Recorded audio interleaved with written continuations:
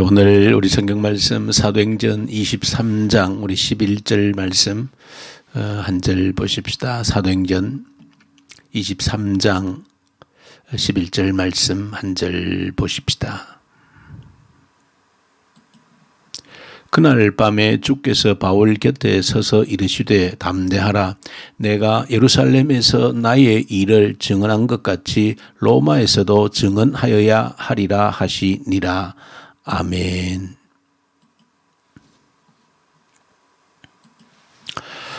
오늘 특별히 성탄절 새벽입니다.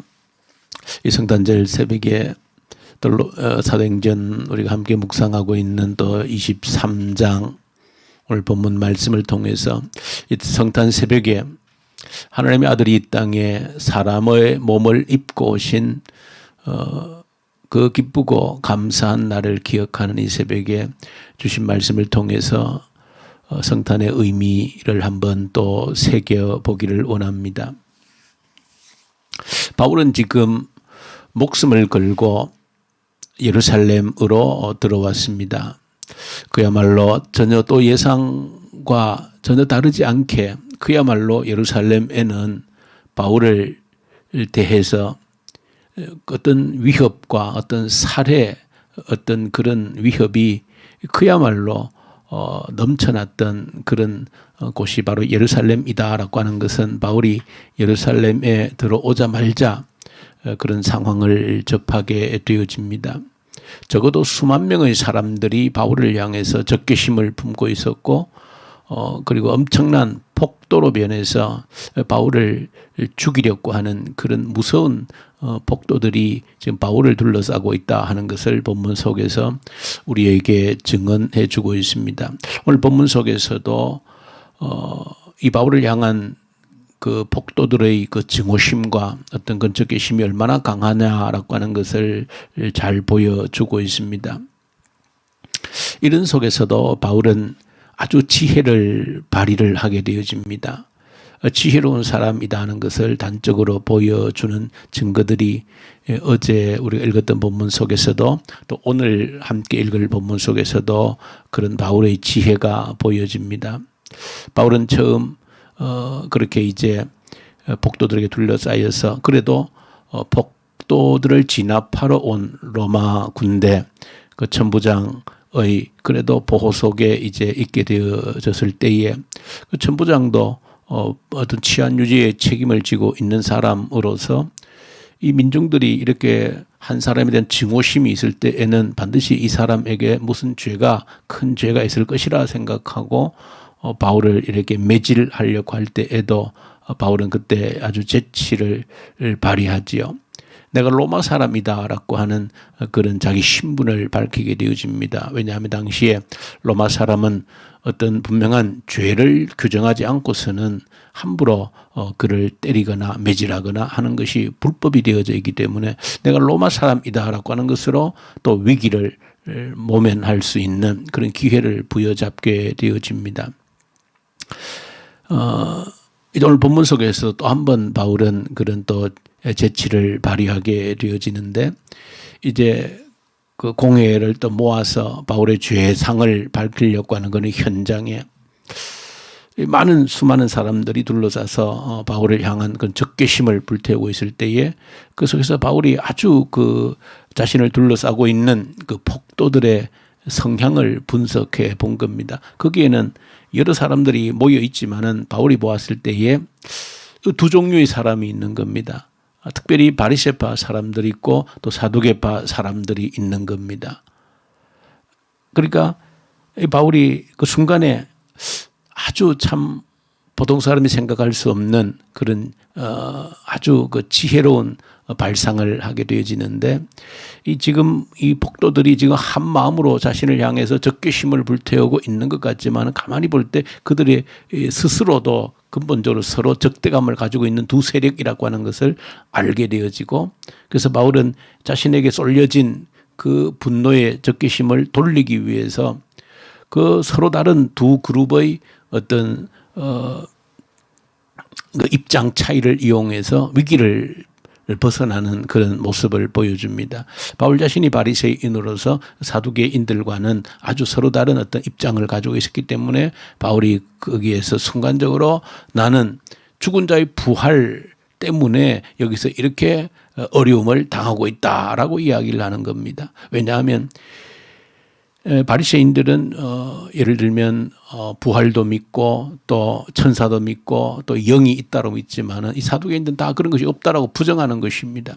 그러니까 바울이 그런 얘기를 딱 하니까 바리새인들이 그들이 본래 그 사두개인들과 가지고 있었던 그 적개심이 있었기 때문에 바울을 두둔하고 돌아서는 것이죠. 당장에 왜 저 사람 우리 편이다라고 생각을 하는 겁니다. 그래서 바울을 두둔하고 그러다 보니까 당연히 그 폭도들 사이에 서로 이제 바리새인과 사두개인들이 이 적대감을 드러내면서 바울을 향했던 그런 적대감이 자기들끼리의 적대감으로 순식간에 또 변화되는 그런 모습을 보여주어서 또 그 순간의 위기를 또 극복하게 되는 그런 모습도 보여집니다. 자, 그런 가운데 이제 천부장은 바울을 다시 이제 구금을 하게 되어지는 그런 상황이고, 그런 가운데서도 그러나 잠시 그것은 위기를 벗어나는 것 뿐이었지, 그러나 그 유대인들 속에는 여전히 바울을 향한 어떤 삭혀들 수 없는 그런 적대감이 그런 계속해서 타오르고 있었다는 것을 보여주는데,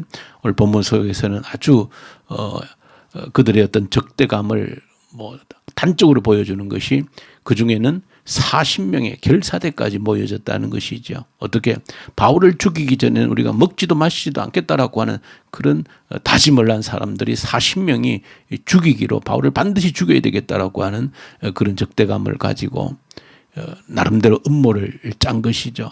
바울을 다시 공회로 불러 내게 하면 더 바울에 대해서 우리가 조사할 것이다 해서 천부장을 통해서 이 바울을 공회로 끌어내면 우리가 숨어 있다가 오는 길에 우리가 급습해서 바울을 죽여버리겠다. 그런 무서운 음모를 꾸미게 되어지고, 그 사실을 바울의 생길이 듣고 천부장에게 이야기하고 지금 이렇게 할 터인데 절대 저 사람들 말을 듣고 바울을 공회로 데리고 가서는 안 됩니다. 가는 중에 바울을 반드시 죽이기로 한 그 암살 결사대 40명이 바울을 죽이기로 지금 다짐하고 있다. 그 소리를 천부장이 듣고는 깜짝 놀라서 이제 바울을 안전하게 보호하기 위해서 군대를 470명을 밤중에 동원하지요. 보병을, 기병을, 창병을 동원해서 그 바울을 예루살렘에서 어디가 저 해안가 총독의 관저가 있는 가이사라까지 호송을 하게 되어지는 그런 역사들이 쭉 내용들이 오늘 본문 속에 기록이 되어져 있습니다. 자, 이런 사실을 통해서 여러분들이 한 가지 기억하셔야 되는 것은 어떤 위협도, 바울을 죽이려고 하는 어떤 세력도 한편 인간적인 관점에서 보면 바울은 이 예루살렘에서 목숨을 부지한다는 것은 불가능한 일입니다. 저 2000년 전에 치안이 오늘날 같이 안전하지 않는 그때에 수만 명이 나를 죽이려고 한다라고 할 때에 거기를 피해서 살아남을 수 있는 방법은 없는 것입니다. 그리고 인간적인 생각을 하면 로마의 군대 천부장이 그의 생명을 지켜주고 싶다라고 하지만 그러나 그것도 불가능하니, 왜냐하면 본디오 빌라도를 보면 알 수 있는 것이죠. 바울이라고 하는 사람의 죄가 있건 없건에 관계없이 로마의 총독이나 이 천부장은 자신이 지키는 관할하에서 절대 폭도가 발생하거나 밀란이 일어나는 일이 절대 있어서는 안 되는 겁니다. 그렇다면 정치 이 군인들이 생각할 때는 이 바울이라는 사람이 죄가 있고는 문제가 되지, 있고 없고는 문제가 되지 않습니다.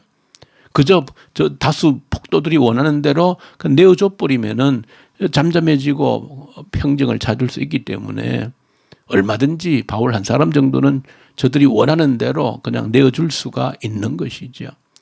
자, 그런데도 천부장이 470명의 군대를 동원해서 바울을 보호하는, 또 맨 마지막에는 기막힌 장면이 등장을 하지요. 그 가이사랴에 가서 바울을 이제 정식 재판을 위해서 헤롯 궁에 구금해 두는 그런 모습을 보여줍니다. 참 아이러니하게도 가장 위기가 살기가 등등한 그런 곳에서 하나님은 가장 안전한 곳을 찾으셔서 바울을 지키시는 그런 모습을 보여주고 있습니다. 자, 이 모든 과정에서 우리가 한 가지 주목하게 되는 것은 사람이 무엇으로 사는가라고 하는 것입니다. 더 구체적으로 말하면 그리스도인은 무엇으로 사는가라고 하는 것입니다. 이 세상 살아갈 때 여러 가지 위기, 바울에게 지금 예루살렘에 닥친 이런 온갖 살해 위협과 위기가 몰려온 것처럼 우리 인생들에게는 수많은 위기들이, 위협들이, 위험들이 우리 삶에 도사리고 있다는 겁니다. 그럴 때 우리 그리스도인들은 무엇으로 사는가라고 하는 것입니다. 내게 돈이 있어서, 권력이 있어서, 먹을 양식이 있어서 사는 것인가 하는 겁니다. 그렇지 않다라고 하는 것을 이 바울의 삶을 통해서 이 극적인 사건들을 통해서 보여주는 것입니다. 그리스도인은 무엇으로 사는 것인가? 오늘 본문에서 확인하는 것은 사명으로 산다는 것입니다. 이 위기 가운데서 하나님께서 바울에게 친히 나타나셔서 주신 말씀이 11절입니다. 너가 예루살렘에서 증거한 것처럼, 너가 예루살렘에서 증거한 것처럼 반드시 로마에 가서도 증거해야 되는 것이다. 그것이 너의 사명이라는 것입니다. 어떤 살해 위협이 오고 예루살렘의 모든 사람들이 너를 죽이려고 한다 할지라도 너가 사명을 붙들고 있는 한 너는 그 사명을 감당하게 되어질 것이라고 하는 그 말씀이 오늘 본문 속의 핵심으로 등장을 합니다. 우리가 무엇으로 사는가, 무엇이 있어야 사는가라고 하는 것을 본문을 통해서 배우셔야 된다. 오늘 성탄절 아침이지 않습니까? 생각해 보면 때가 되어서 하나님의 아들이 이 땅에 사람으로 오신다라고 하는 것은 그 구약 성경의 긴 역사를 볼 때 하나님의 오랜 계획이었고 때가 되면 하나님의 아들이 이 땅에 사람으로 오시는데 사탄은 끊임없이 그 일을 방해했습니다. 다윗의 후손 그 명맥을 끊어버리기 위해서 사탄은 얼마나 교활하고 사악한 그런 이빨을 드러내고 방해했는지 모릅니다. 그러나 성탄의 아침이 우리에게 주어졌다라고 하는 것은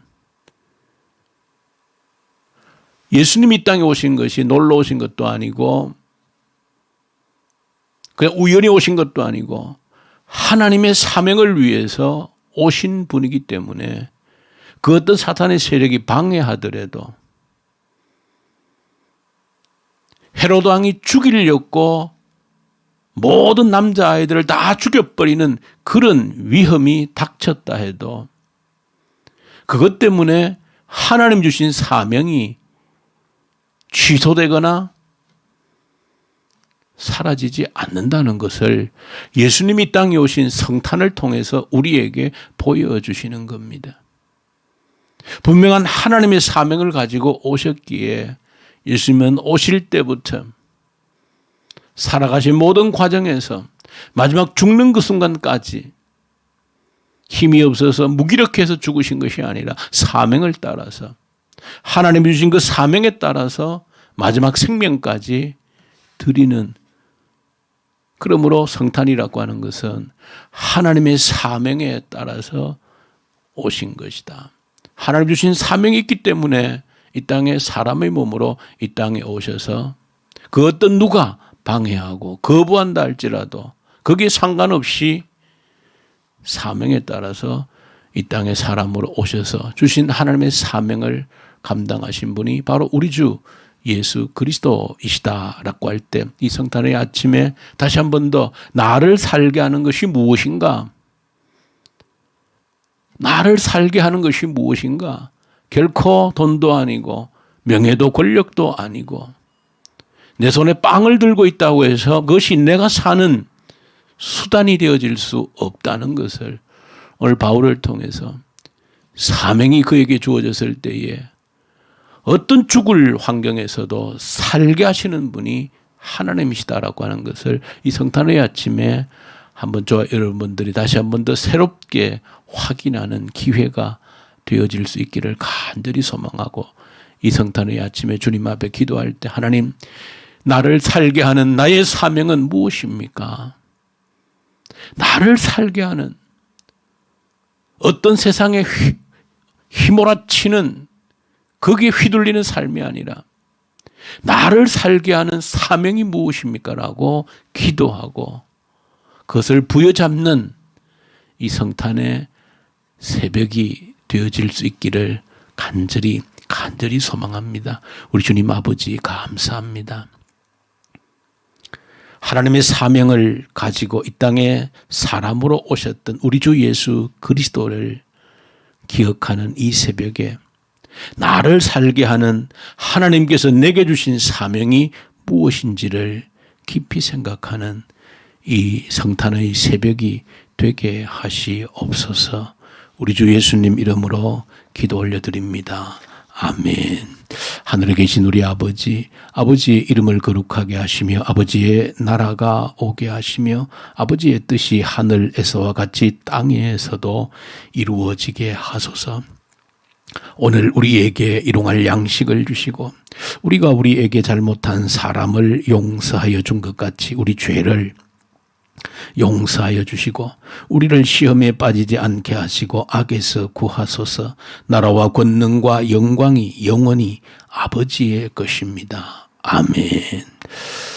주신 말씀 가지고 간절히 기도하십시다. 나를 살게 하는 것은 사명이라고 하는 것을 꼭 기억하고 이 성탄의 새벽에 우리 주님께서 하나님의 사명을 붙들고 이 땅에 사람으로 오신 것처럼 내가 붙들어야 할 나를 살게 하는 힘, 그 사명이 무엇인지를 확인하는 기도를 간절히 올려드리십시다. 이 나라를 북한 땅을 긍휼히 여기주시고 붙들어 주시고 하나님이 주신 사명을 붙들고 나아가는 이 나라 되게 해주십시오. 하나님을 두려워하는 자들이 이 땅의 지도자를 통치자들이 되게 하시고 악한 정권이 소멸되게 하시옵소서. 이 코로나 앞에서 하나님의 뜻을 구하고 하나님의 얼굴을 구하고 우리의 믿음을 새롭게 다지는 이 코로나 시기가 되게 해 주십시오. 기도하고 오늘 성탄절 새벽입니다. 우리 기도할 때 참으로 성령의 충만한 임재 속에서 성탄의 의미를 기리고 또 내일 주일에 이 마지막 올해 주일 예배인데 약속하신 성령으로 충만한 그런 예배 되게 해 주십시오. 우리 선교사님들 올려드리고 말씀과 성령으로 이 새벽에도 그들에게 성탄의 기쁨이 함께하고 성령으로 충만한 주의 선교사님들 되게 하십시오. 간절히 기도하고 또 아픈 우리 환우들 우리 주님께 간절히 올려드리십시다. 우리 기도하십시다.